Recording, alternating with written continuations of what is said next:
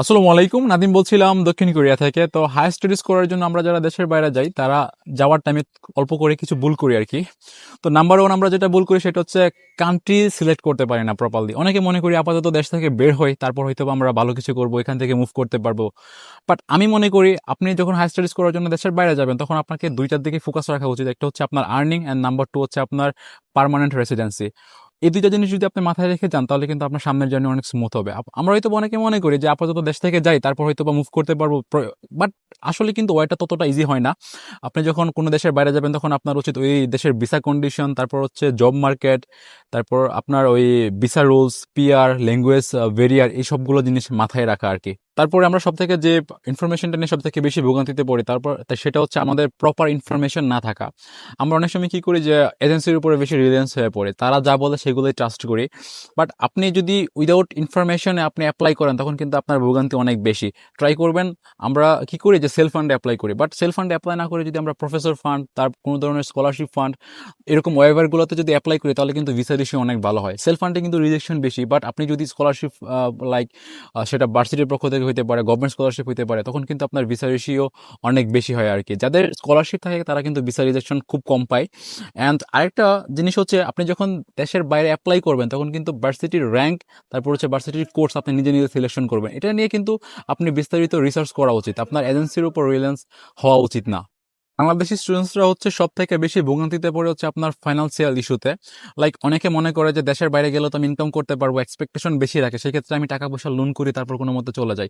তবে আপনি যদি লোন করেন ব্যাংক থেকে, যদি আপনি লোন নেন তাহলে অ্যাটলিস্ট ট্রাই করবেন যেন আপনি 1 বছর থেকে 2 বছরের মতো ওই লোনটা ওইখানে পোস্টপোন করে রাখতে পারেন। অ্যান্ড রিলেটিভসদের কারোর কাছ থেকে যদি আপনি লোন নেন, আই মিন এমনভাবে লোন নেবেন যেন অ্যাটলিস্ট 1 বছর বা 2 বছরের ভিতরে আপনার প্যারা না হয়। আপনি যদি ওভার এক্সপেকটেশন নিয়ে আসেন যে আপনি দেশের বাইরে যাবো, ইনকাম করে সব টাকা হয়তো বা অল্প দিনের ভিতরে দিয়ে থাকবো, তাহলে কিন্তু আপনি অনেক বেশি ওভার স্ট্রেসড হবেন। এই ব্যাপারটা মাথায় রাখা লাগবে। অ্যাটলিস্ট রিসেন্টলি যারা দেশের বাইরে যাইতেছে সবাই কিন্তু এই জিনিসটা নিয়েই বেশি ভোগান্তিতে পড়তেছে, কারণ আমরা জানি মোটামুটি বর্তমান যে সিচুয়েশন সব দেশেই কিন্তু আপনার ক্রাইসিস অনেক বেশি। বাট সময়ের সাথে সাথে কিন্তু আপনি যখন কালচারাল এক্সপিরিয়েন্স হয়ে যাবে আপনার, আপনি যখন ওদের সাথে মিশতে পারবেন ফরেনারদের সাথে, তখন কিন্তু অ্যাটলিস্ট আপনার যে জব ক্রাইসিসগুলো আস্তে আস্তে কিন্তু কমে যাবে। তো অ্যাটলিস্ট এই যে ফিনান্সিয়াল ইস্যুতে এই ব্যাপারগুলো মাথায় রাখবেন, যেন যেন লং টার্ম কোনো লোন নিতে পারেন সেদিকে আপনি খেয়াল রাখবেন। অ্যান্ড সব থেকে বেশি যে ব্যাপারটা, অনেকে কি করে ট্রেড লাইসেন্স থেকে শুরু করে ট্যাক্স সার্টিফিকেট, টিন সার্টিফিকেট, অনেক কিছু এজেন্সির উপর ডিপেন্ড করে, আবার অনেকে কি করে নিজে করে এডিট করে ফ্যাক বানিয়ে দিয়ে দেয়। এই ব্যাপারগুলো থেকে আপনাকে কিন্তু দূরে থাকা লাগবে। কারণ আপনি যদি ব্যাংক স্টেটমেন্ট দেন বা ফেক কোনো ইস্যু ওদেরকে শু করান, এজেন্সিরা কিন্তু, এজেন্সি বলেন বা এম্বাসি বলেন, ওরা কিন্তু ততটাও বোকা না।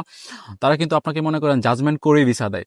তো তখন কিন্তু আপনি ব্যান খাইতে পারেন। আপনি রিজেক্ট খান, দ্যাটস ফাইন, বাট ব্যান খাওয়ার থেকে রিজেক্ট খাওয়া ভালো। এই ব্যাপারটা কিন্তু আপনাকে অনেক বেশি স্ট্রিক্টলি ভাবা লাগবে। অ্যান্ড আরেকটা ব্যাপার হচ্ছে প্রপারলি প্ল্যানিং না করা। ধরেন আপনি যদি কোনো কান্ট্রিতে ব্যাচেলর প্রোগ্রামে যান, আপনার কিন্তু আগে থেকে প্ল্যান করে রাখা লাগবে যে আপনি মাস্টার্সে সেখানে থাকবেন নাকি অন্যদিকে শিফট হবেন। মাস্টার্সের পরে কি আপনি জব সার্চিং দিশায় যাবেন, নাকি আপনি পিএইচডির জন্য অ্যাপ্লাই করবেন, নাকি আপনি পিআরের জন্য আগাবেন। এভাবে কিন্তু চিন্তা করে করে কিন্তু আগানো লাগবে, কারণ পৃথিবীর অনেক কান্ট্রির যে পিআর সিস্টেমগুলা, ওরা কিন্তু পয়েন্ট বেস পিআর দেয়, আপনার স্কিলের উপর ডেভেলপমেন্ট করে আর কি। তো আপনি যদি ব্যাচেলরের জন্য কোনো কান্ট্রি চুজ করেন, আপনাকে কিন্তু ওইভাবেই কিন্তু সামনের দিকে আগায় যাওয়া লাগবে। আপনি এক্ষেত্রে কিছু স্কিল শিখে রাখতে পারেন। আর বর্তমানে কিন্তু মোটামুটি যেহেতু আমরা দেশের বাইরে শিফট হই, অনেকেই কিন্তু আপনার ইউরোপিয়ান কান্ট্রিগুলো যদি চুজ করেন তাহলে কিন্তু আপনার দেখা যায়, বা সাউথ এশিয়ান কান্ট্রিগুলো, এখানে কিন্তু আপনার ল্যাঙ্গুয়েজ কিন্তু মাস্ট। তো আপনি কিন্তু ল্যাঙ্গুয়েজের দিকে যদি নজর দেন তাহলে কিন্তু আপনার ইন ফিউচারে আপনি যখন পিআর নেবেন বা জব মার্কেটে কিন্তু আপনি আগায় থাকবেন। অ্যান্ড সব থেকে কমন যে ব্যাপারটা, আমরা দেশের বাইরে যখন যাই তখন আমরা ওভার এক্সপেকটেশন রাখি, ফ্লেক্স করা শুরু করি।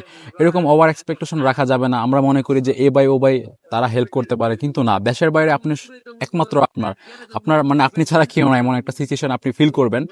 তো ট্রাই করবেন আপনি দেশে থাকতে ওই দেশের মার্কেট সম্পর্কে, জব ফিল্ড সম্পর্কে আইডিয়া রাখতে। আর আপনার যদি ফাইন্যান্সিয়াল ইস্যু খুব ভালো থাকে তাহলে যে দেশগুলোর ইকোনমি খুব স্ট্রং সেই দেশগুলোতে যাওয়ার ট্রাই করা। অ্যান্ড ফাইনালি যেটা হইতে পারে, আমরা বাংলাদেশিরা কি করি, বিভিন্ন দেশে যাওয়ার পরে জব টব নিয়ে খুব বেশি সিরিয়াস হয়ে যায়, দেন অনেক ধরনের ইমিগ্রেশন রুলস ব্রেক করি। তো রিসেন্টলি কিন্তু সাউথ কোরিয়াতে এমনও সিচুয়েশন ক্রিয়েট হয়েছে যে অনেক স্টুডেন্টরা আসছে, তারাও ওয়ার্ক পারমিট ছাড়া হচ্ছে আপনার ইলিগালি কাজ করতেছিল, ইমিগ্রেশন দরপাকড় শুরু করে দিয়েছিল মাঝখানে আর কি। তো অনেকে কিন্তু ডিপোর্ট থেকে শুরু করে বড় অঙ্কের জরিমানা হয়েছিল। তো এই জিনিসগুলো কিন্তু আপনাকে মাথায় রাখা লাগবে। So fact documents and financial যে স্টেটমেন্টগুলো আর কি, সব কিছু যদি ঠিকঠাক থাকে আপনার, এই ব্যাপারগুলো যদি অ্যাভয়েড করতে পারেন, স্ট্রিক্টলি জমা প্রোভাইড করতে পারেন, তাহলে কিন্তু আপনার ভিসার ইস্যু ভালো হবে। অ্যান্ড আপনি যে কোনো দেশেই যান, সেই কোনো দেশে কিন্তু আগে থাকবেন। ব্যাপারগুলো মাথায় রেখে সামনের দিকে আগাবেন, প্রপারলি প্ল্যান রাখবেন। ধন্যবাদ, ভালো থাকবেন।